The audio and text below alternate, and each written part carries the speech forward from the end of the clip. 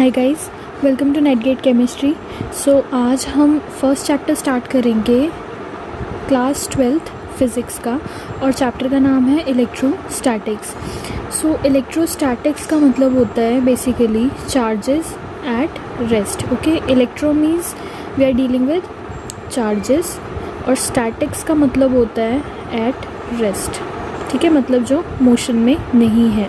Electrostatics basically electromagnetism का part है। Okay, तो ये फर्स्ट चैप्टर होगा हमारा जो कि हम स्टडी करेंगे फिज़िक्स में, राइट, क्लास 12th फिज़िक्स में। सो इस पार्ट में हम स्टार्ट करेंगे charges at rest. So basically अगर हम बात करें चार्जेस की, सबसे पहले तो हमने छोटी क्लासेस में पढ़ा हुआ है कि चार्जेस जो होते हैं वो दो टाइप्स के होते हैं, राइट। तो चार्जेस होते हैं हमारे पास पॉजिटिव चार्ज और नेगेटिव चार्ज। ये हो गए हमारे चार्ज के टाइप्स। और भी कुछ छोटी छोटी चीज़ें हमने पढ़ी हैं, जैसे कि हमने पढ़ा है कि एक जैसे जो चार्ज होते हैं, मतलब जो लाइक चार्जेस होते हैं, वो एक दूसरे को रिपेल करते हैं, रिपेल ईच अदर। इसका मतलब क्या, जो एक जैसे चार्ज होंगे, जैसे पॉजिटिव और पॉजिटिव चार्ज होगा या फिर नेगेटिव और नेगेटिव चार्ज होंगे, तो वो एक दूसरे से हमेशा दूर भागेंगे। ठीक है, लाइक मतलब एक जैसे, तो एक जैसे चार्जेस हमेशा एक दूसरे से दूर भागते हैं। ये पहला पॉइंट भी पढ़ा हुआ है हमने। और सेकंड पॉइंट हमने क्या पढ़ा हुआ है कि जो अनलाइक चार्जेस होते हैं, अनलाइक चार्जेस वो अट्रैक्ट करते हैं एक दूसरे को। ठीक है, ये बहुत बेसिक नॉलेज है जो हमने छोटी क्लासेस में पढ़ी हुई है। अनलाइक चार्जेस का मतलब जो एक दूसरे के ऑपोजिट हो, जैसे कि एक पॉजिटिव और एक नेगेटिव चार्ज, वो एक दूसरे को अपनी तरफ अट्रैक्ट करते हैं। ठीक है, तो ये छोटी छोटी चीज़ें हमने पढ़ी हुई हैं। अब इसके बाद एक छोटी सी और चीज़ हमें पढ़नी है। वैसे बहुत इजी चीज़ है, हमें बहुत ज़्यादा डीप जाने की ज़रूरत नहीं है, बट कंडक्टर्स और इंसुलेटर्स को अगर हमें डिफ़ाइन करना हो, हमें पता करना हो कि कौन कंडक्टर्स हैं और कौन इंसुलेटर्स हैं, तो बेस्ड ऑन इलेक्ट्रॉन्स हम कैसे बता सकते हैं कि जिन भी मटेरियल्स में जो वैलेंस इलेक्ट्रॉन्स होते हैं, वैलेंस इलेक्ट्रॉन्स कौन से इलेक्ट्रॉन्स होते हैं, जो कि आउटर मोस्ट शेल में होते हैं। ठीक है, किसी भी एटम की आउटर मोस्ट शेल में जो इलेक्ट्रॉन्स होते हैं उन्हें हम वैलेंस इलेक्ट्रॉन्स बोलते हैं, अगर वो वैलेंस इलेक्ट्रॉन्स लूजली बाउंडेड होते हैं। ठीक है, लूजली बाउंडेड होते हैं टू द न्यूक्लियस, मतलब बहुत ज़्यादा अट्रैक्शन नहीं है उनकी न्यूक्लियस के साथ, तो थोड़ी सी भी बाहर की फोर्स लगेगी तो वो बहुत इजीली अपने आप को लूज़ कर देंगे उस एटम में से, राइट। तो वैलेंस इलेक्ट्रॉन्स अगर लूजली बाउंडेड होंगे तो हम बेसिकली बोलेंगे कि वो जो मटेरियल्स हैं वो कंडक्टर्स की कैटेगरी में आ जाएंगे। ओके, सिमिलरली अगर मैं इंसुलेटर्स की बात करूँ तो वो मटेरियल्स जिनमें जो वैलेंस इलेक्ट्रॉन्स होते हैं, मतलब कि जो आउटर मोस्ट शेल के इलेक्ट्रॉन्स होते हैं एटम्स में, अगर वो टाइटली बाउंडेड होंगे, मतलब वो एटम को नहीं छोड़ के जाएंगे, तो इसका मतलब कि वो इंसुलेटर्स हैं। ठीक है, तो based on valence electrons, based on bonding of valence electrons, हम बता सकते हैं कि मटेरियल कंडक्टर होगा या इंसुलेटर होगा। अगर आउटर मोस्ट शेल के इलेक्ट्रॉन बहुत ज़्यादा टाइटली बॉन्डेड है न्यूक्लियस के साथ और वो न्यू छोड़ के जाने वाले एटम को, तो दैट मीन्स वो मटेरियल जो है वो कंडक्टर है, और इसका वाइस वर्सा इंसुलेटर है। ठीक है, अब एक चीज़ और हमें बतानी थी कि हम चार्जेस एट रेस्ट पढ़ते हैं, बट जब हम इनके बीच की इंटरैक्शंस की बात करते हैं, ये जो इंटरैक्शंस हो रहे हैं, जैसे कि एक दूसरे को रिपेल कर रहे हैं, अट्रैक्ट कर रहे हैं, ये जिस भी टाइप की इंटरैक्शंस हो रही है, मोस्टली ये जो इंटरैक्शंस होती हैं चार्जेस जो रेस्ट पे होते हैं उनके बीच में, इनको एक्सप्रेस करने के लिए हम कूलम्स लॉ यूज़ करते हैं। COULOMBS, कूलम्स लॉ यूज़ करते हैं। लेकिन अगर यही चार्जेस मूवमेंट में हो, मतलब ये चार्जेस रेस्ट पर नहीं हैं, तो जब हमें इनके मोशन के बारे में बताना होता है तो उनके पास इलेक्ट्रिक फील्ड भी होती है और मैग्नेटिक फील्ड भी होती है। तो हमें इनके इंटरैक्शंस को एक्सप्लेन करने के लिए मैक्सवेल रिलेशंस की ज़रूरत पड़ती है। ठीक है, मैक्सवेल रिलेशंस की बेसिकली ये चार रिलेशंस हैं बट हमें उसकी डिटेल में फ़िलहाल जाने की ज़रूरत नहीं है। क्यों नहीं है? क्योंकि हम इलेक्ट्रोस्टैटिक्स पढ़ रहे हैं, मतलब चार्जेस एट रेस्ट पढ़ रहे हैं, नॉट चार्जेस इन मोशन। ठीक है, तो इसके साथ अब हमने देख लिया कि हमें पता है कि चार्जेस क्या होते हैं, उनके टाइप्स क्या होते हैं। ठीक है, उनकी थोड़ी सी प्रॉपर्टीज़ भी हमें पता चल गई। हमें कंडक्टर्स और वैलेंस इंसुलेटर्स के बारे में भी थोड़ी बहुत नॉलेज हो गई है। ठीक है, तो अब हम नेक्स्ट चीज़ के ऊपर बढ़ेंगे। नेक्स्ट टॉपिक होगा हमारा प्रॉपर्टीज़ क्या है इन चार्जेस की। तो हम नेक्स्ट टॉपिक पढ़ेंगे प्रॉपर्टीज़ ऑफ इलेक्ट्रिक चार्ज।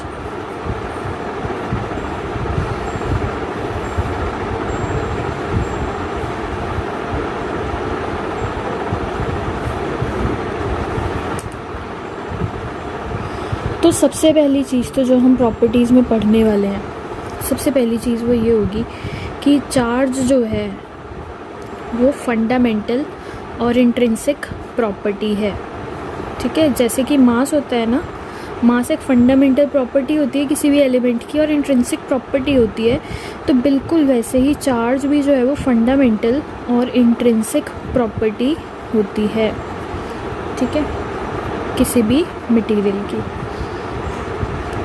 अब सेकंड जो प्रॉपर्टी है चार्ज की वो ये होती है कि चार्ज के दो टाइप्स होते हैं, पॉजिटिव और नेगेटिव। ये दो टाइप्स होते हैं, और जो प्रोटॉन्स होते हैं वो हमेशा पॉजिटिव चार्ज कैरी करते हैं, और जो इलेक्ट्रॉन्स होते हैं वो हमेशा नेगेटिव चार्ज कैरी करते हैं। ठीक है,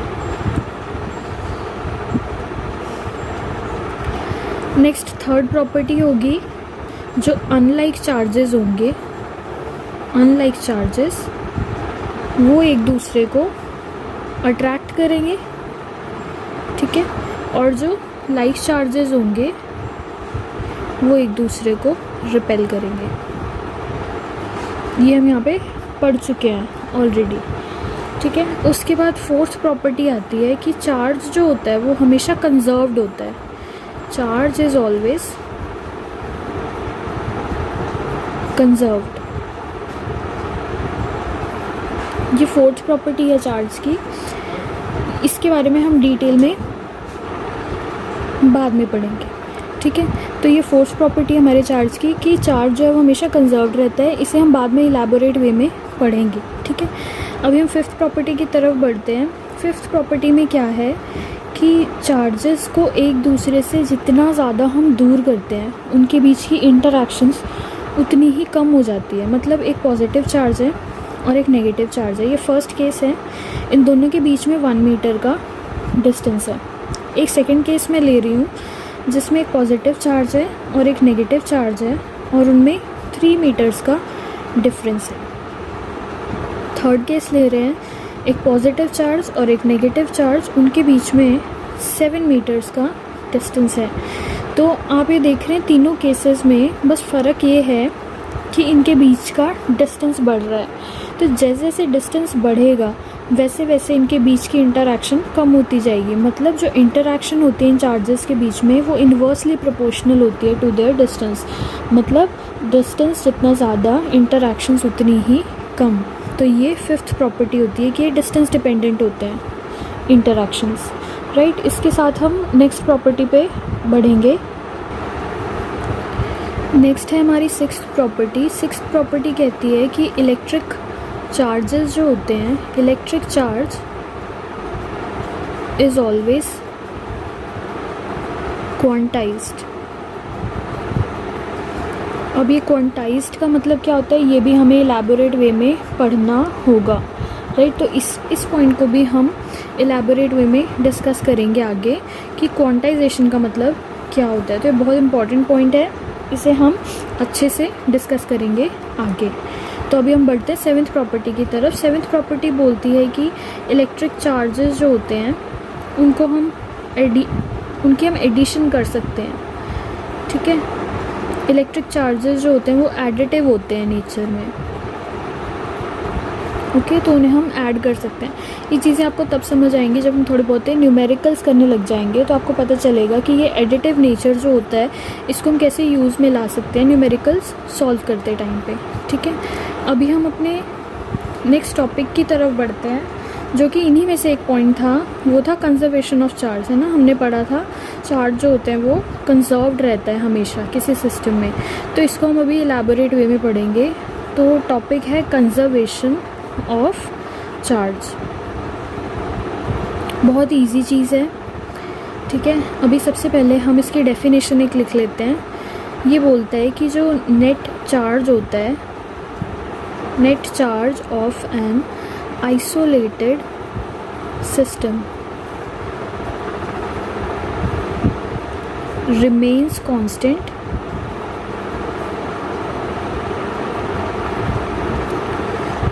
though it may transfer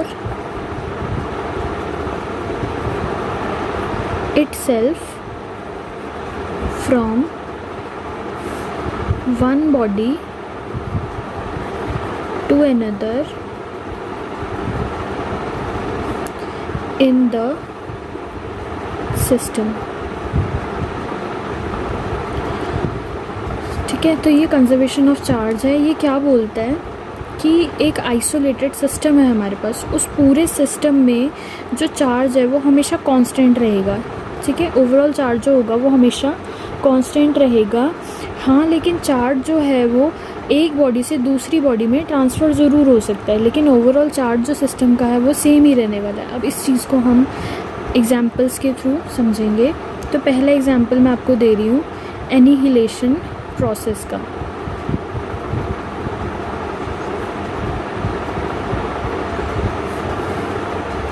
तो सबसे पहला एग्जांपल है एनिहिलेशन प्रोसेस। हम बहुत ज़्यादा डीप नहीं जाएंगे, बस मैं इतना बता सकती हूँ कि एनिहिलेशन प्रोसेस में ये स्टेप होता है जिसमें एक इलेक्ट्रॉन होता है और एक होता है पॉजिट्रॉन, ठीक है।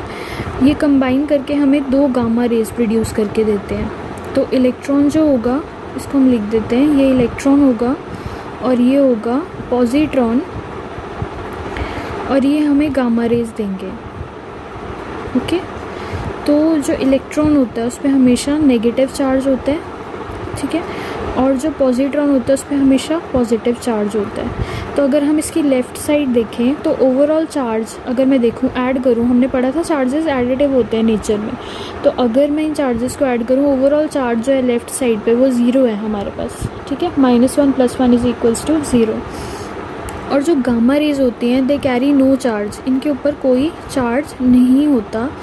तो ओवरऑल राइट साइड में भी चार्ज जो है हमारा ज़ीरो ही है। तो ओवरऑल सिस्टम में आप देख सकते हैं चार्ज की वैल्यू जो है वो कंजर्व्ड है, कांस्टेंट है, और कांस्टेंट वैल्यू है ज़ीरो की, ठीक है। तो ये फर्स्ट हो गया। इसके बाद हम सेकंड डिस्कस करेंगे। सेकंड एग्जांपल है पेयर प्रोडक्शन। बिल्कुल एनिहिलेशन प्रोसेस का रिवर्स है ये, पेयर प्रोडक्शन। तो इसमें क्या होता है, पेयर प्रोड्यूस होता है इलेक्ट्रॉन और पॉजिट्रॉन का। मतलब जो गामा रे होती है वो हमें देती है एक इलेक्ट्रॉन और एक पॉजिट्रॉन, ठीक है। तो हमने पहले ही डिस्कस कर लिया है, गामा रे जो होती है उस पर कोई चार्ज नहीं होता, तो ये ज़ीरो होगी लेफ़्ट साइड। राइट साइड पे -1 होगा इलेक्ट्रॉन का चार्ज, +1 होगा पॉजिट्रॉन का चार्ज। दोनों को ऐड करेंगे क्योंकि इलेक्ट्रिक चार्जेस एडिटिव होते हैं नेचर में, तो ये भी हो जाएगा 0। सो यहाँ पे भी हमारी जो ये ओवरऑल आइसोलेटेड सिस्टम है हमारे पास, इसमें हमारी चार्ज की वैल्यू कंजर्व्ड रहेगी, कांस्टेंट रहेगी, 0 रहेगी, राइट। सो मुझे लगता है आज की इस वीडियो के लिए इतना बहुत है। नेक्स्ट वीडियो में हम इलेक्ट्रोस्टैटिक चार्जिंग के बारे में डिस्कस करेंगे। तो अभी तक आई थिंक ये वीडियो आपके लिए हेल्पफुल रही होगी। कोई भी क्वेरी, कोई भी डाउट हो, आप कमेंट सेक्शन में लिख सकते हैं, okay. So I hope this video was helpful for you. So far that's it for this video. Thank you so much for watching.